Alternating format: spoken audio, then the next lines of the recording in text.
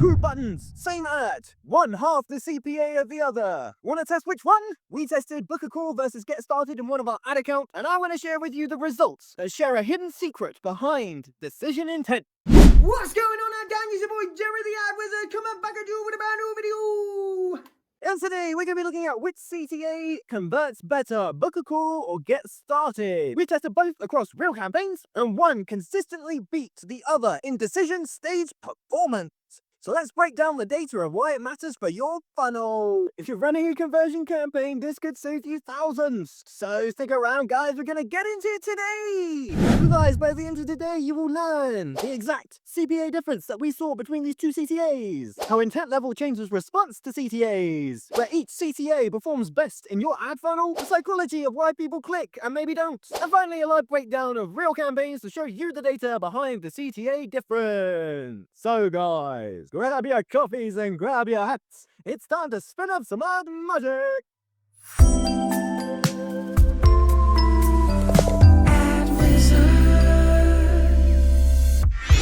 Okay guys, now let's go through exactly what the difference is between these two CTAs, where something like customer journey positioning really matters for intent, and how these CTAs are representative of intent. Okay guys, so this is the ad reference guide that we drew up for this particular campaign. Okay, the get started campaign. So you may know the ad reference guide. If you don't, I'll link up the top card in the top corner so you can see how to create an ad reference guide for yourself. But essentially guys, our ad reference guide, if you don't know, is the place we use to plan our ads. Okay, our ad creatives, our copy and all those things. We plan and organize these creatives. We organize all of our ads here in the ad reference guide before we go and implement them in the ads manager. The reason is so that we can centralize and store everything and go through very nicely all the campaigns, all the creatives that we've run in the past. And it's a great way to also store and track what has worked well. The first thing that I'd like to draw your attention to is the different terminology in something like book a call and get started. Because when you read between the lines, and what you'll be able to identify is that there are two meanings of intent behind each one. Okay, so for get started, for example,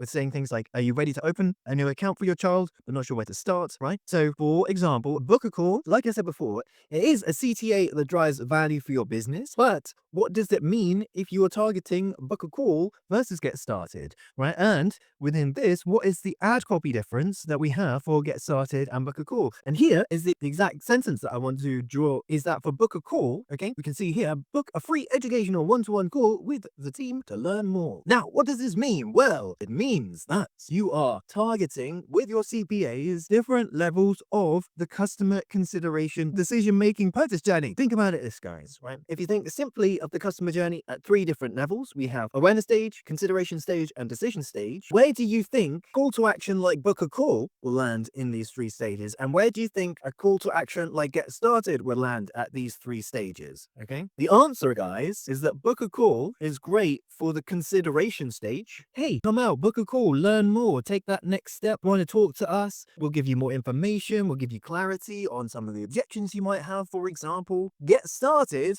is, I know what I want, I've seen what I've want, and I want to get started today because you are the solution. Okay, so here is the big underlying differences, guys, between get started and book a call. Book a call typically is more in the consideration stage of the customer journey, and get started is at the decision-making stage of the customer journey when they have decided that you are the one. Okay, that's why they're saying get started. I want to get started. If they're saying I want to book a call, they want to go, I want to book a call because I need some more information, right? So that is the way to look at this, guys. What is interesting in this test is that we ran both ads with different CTAs, and these were some of those results. Okay, so I'm going to go through that right now so that you can see. We spent about $1,000 on each of these A/B tests. The first thing that you will see is that the type of conversions are different. For get started, we have a conversion behind when somebody clicks and creates an account with us. Okay, so the conversion happens when somebody completes the registration. For book a call, we've integrated it with Calendly. So we're using Calendly's own conversion event, inviting meeting scheduled, and optimizing for that in the book a call. Okay, so for the book a call campaign, we're optimizing for people to book a call, obviously, and for the get started campaign,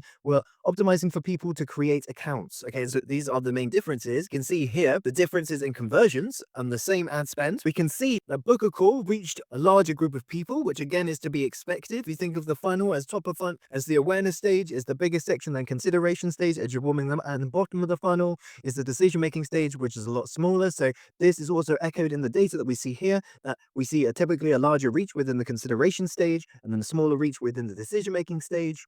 And guys, here are the cost per results, guys, okay? So we can actually see a nearly 60% between these two cost per results, which you might think, okay, cool. So what does this lead us to believe? On the surface of it, we're getting more acquisitions for a book or call because there are more people in the consideration stage of the customer journey. But guys, this isn't the complete picture, okay? Because there are things that happen in the user journey after these conversion events are hit. What I mean by that is people are booking a call. How many of those people don't show up? How many of those people are just looking for more information? What is the attendance rates of those calls? Are people interested? What is the intent? And typically, with book a call, within this test, we had a high show rate, but a lot of the people didn't convert. What this technically means is, yes, we're getting more acquisitions at a cheaper price, but what is the overall conversion rate for somebody to create an account around creating, to registering and creating your account to book a call so that when they attend the call, we can get them to create an account? The secret here, guys, and something that was really interesting within this test and why I highly invite you to test this for yourself if you're also thinking of the same ad structure, is that the complete registration, so when we're targeting the bottom of funnel, decision-making stage of the customer journey, that is where we saw our biggest return. Because for our calls, for example, we had a 63% attendance rate. So the overall CPA for somebody to actually create an account with book a call, with having somebody navigate them in the sales process, was about $100. Okay, and driving people straight to the get started page so they can create their account as an A/B test was under half of that price. But before we go anywhere else and you're new here, don't forget to hit that like and subscribe. Don't forget to hit that notification bell so you don't miss any more important updates. We are here many times a week to help business owners, online advertisers, and digital marketeers get the best from their online advertising, paid media, and digital marketing strategy. But without further ado, let's get on with the video. Woo! But guys, I have also done, and this is why we did this experiment, because I've also found the opposite can be true. It's kind of very dependent on what the conversion rate is for your book a call, or the conversion rate is when somebody attends your call. Okay, it's all well and good, because if your attendance rate is really high and then your conversion rate when you have somebody on the phone is really high, the book a call ad can actually be more effective than the get started campaign, because you're adding extra touch points, you're guiding that user down the sales journey with them, holding their hands, creating the account for them. But if people don't attend the calls or there is some drop off happening, then it was more cost effective to go straight to get started and have people sign up themselves. They didn't need that extra touch point. So it really depends on your business, on the service or product that you're selling, because ultimately it depends how much nurturing your customer might need, right? Maybe it's a complicated process whereby booking a call to get that extra information in order to make that decision, to make that purchase is needed. Depends how, maybe it's not. Maybe the barrier to acquiring it is very low. So maybe you could just go straight to purchase or get started or submit lead, whatever, right? Also, with book a call, it often signifies transparency and clarity to those people who are still in the consideration stage of the customer journey and wanting some more information. Is there, they can be really effective to help people guide the purchase journey and to give them more information. And when they see, hey, book a call, it bodes well for the brand itself because they're offering the availability for anybody to come and contact them, book a call, and to get more information. So it builds trust as well, the book a call campaign. And it also filters the decision makers, right? It can also be, as people click get started and create those accounts, that because those extra touch points aren't built within the book a call flow, they might not use the product or service as vigorously as they might had that additional touch point be introduced, had somebody from the sales team had a call with that lead. They may be using the service and be a lot bigger advocate for your brand and service because they've had that additional touch point with you, right? This isn't quite black and white, guys. Think about this logically and methodically. And obviously, I just bringing you these results because I found them interesting and maybe you will too. And it might help you come to some decision what you need to do for your business. Guys, I want to go through some remarketing tips for book a call. Okay, so remarketing tips. If you do have a book a call campaign, a number of tips that I would suggest. One, if you're using a company like Calendly or an external company to make your calendar bookings, make sure that you link your pixel in with the Calendly account and optimize, like I said, for the end conversion event. Within Calendly's example is per invitee meeting scheduled. Right, guys, here is the top tip, okay? In the lead up to this call, what I want you to do, okay, in the lead up until the call happens is to answer any objections that they might have to not signing up for your product or service, okay? So in the lead up to their call, say, for example, they book it in 3 days' time, ensure that when they log on to their socials, whether it be Facebook or Instagram, Instagram, for example, that you have touch points educating them on the objections that they may have to not sign up in the first place. Okay, so in the lead up to the call happening, create touch points using ads to deliver valuable educational content that educates them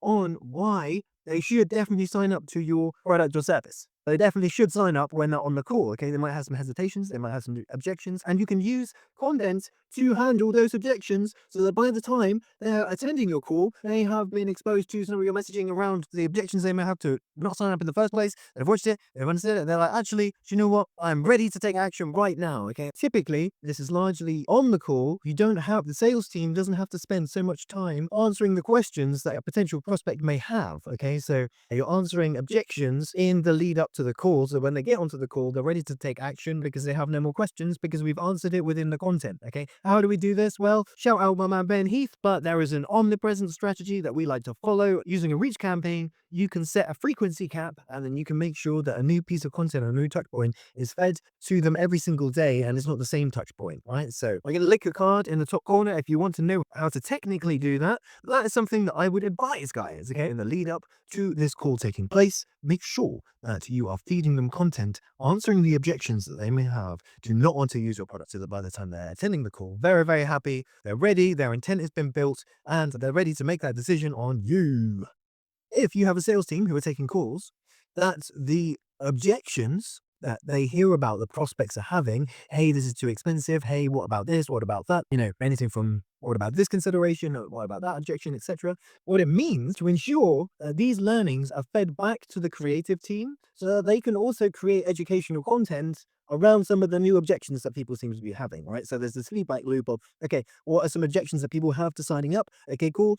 Let's educate them, let's create a piece of content, and let's make sure this touch point is fed to them in the lead up to the call, so that by the time they get to the call, they already know the answer to that, and they're ready to take action. And actually, final thing is to always make sure that you retarget even after the call until they take action. So that's another piece of advice, guys. That will also increase the effectiveness of your book a call campaign if you're then also retargeting the people who have booked calls. So that even after they've had a call, you're still retargeting them with your education, with your offer. More importantly, at that point, by the time they've had the call with you, they may need some additional education, but a lot of the time they may need a couple of nudges to take action, in which case presenting nice tantalizing offers to them is also something that I'd highly recommend after the call, until they take action, until they fully signed up. Okay, you can keep targeting them, especially if they have attended the call. It means that the intent is there. So there may be a customer in there for you guys. So keep testing it, guys, and leave me a comment down below if you got any questions.